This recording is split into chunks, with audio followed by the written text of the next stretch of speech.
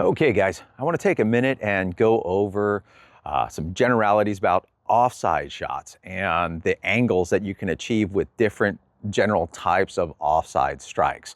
Most of you are probably familiar with the kind of a straight wristed, your normal offside strike.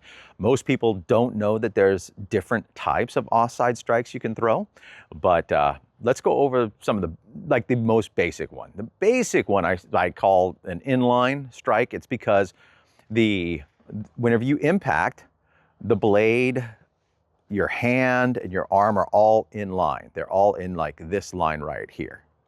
So they're in line, and this is your usual chop to the offside, right? Where your arm, hand, and blade are all kind of along the same plane. You throw, boom, chops in, right? But if you note, let me face you, what is the angle on this blade and where's my hilt at? My hilt's all the way over here, right? So that's one of the issues is throwing the straight bladed strike on the impact, your hand is still over on this side of the target, right? It's over here, which puts your strikes well inside of the shield box, that mythological like batter's box where you get a 90% chance of your shot being blocked if they do nothing. So it is a good, powerful shot, probably the most powerful shot. The problem is it gives you the worst angle because your angle is stuck here across center body. So we all do it. I mean, it's a super common combination off of a snapshot to go straight to that shot there. Some people will lean over and throw at the leg like that. And they have to lean over this far to get that cut because they can't throw it from here and come across. They have to lean over and throw the straight wristed offside shot. This is a standard 4-blade shot. It gives good power, but the angle is terrible, right?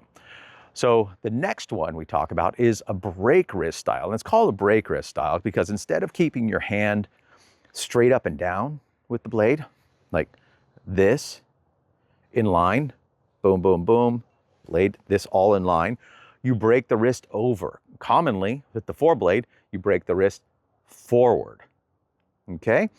So that's a forward break wrist, and then when we do other ones, there are back break wrists. But so you bend the wrist forward, and this actually allows you to get a much better angle on your offsides.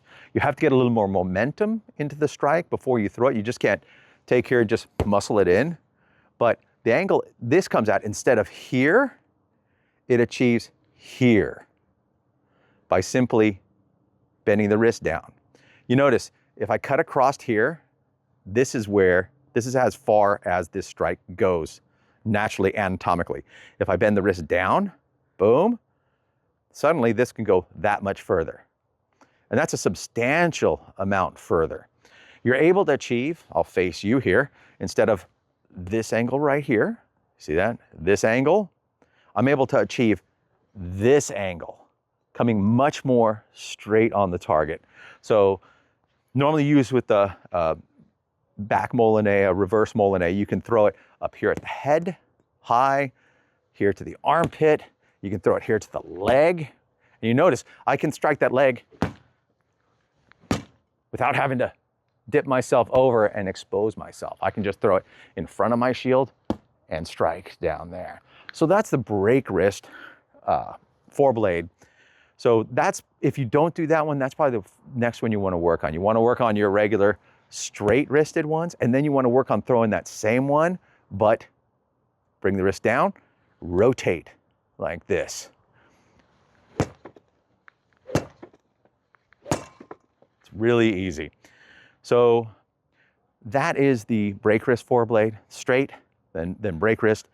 Then the back blade offside, we're going to go over that in a separate video completely because we haven't gone over the mechanics. I think some, way back when in some videos.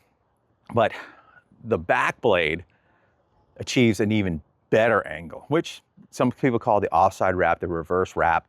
And it comes in not like this, not like this, but like this, right?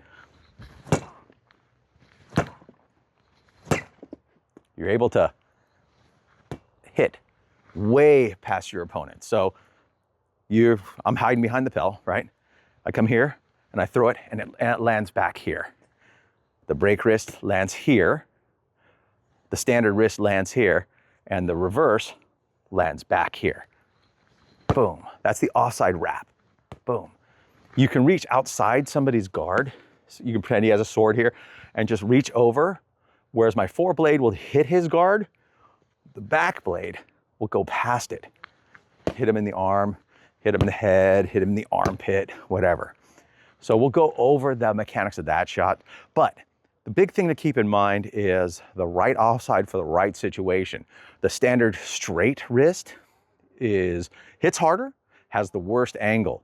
The break wrist has a better angle, almost straight to the target, and hits a little lighter unless you get the technique down really well.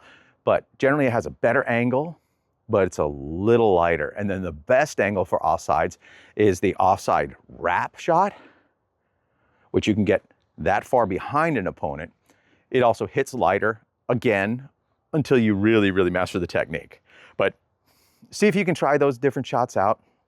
I just wanted to break those down, the differences, because different tools for different jobs, right?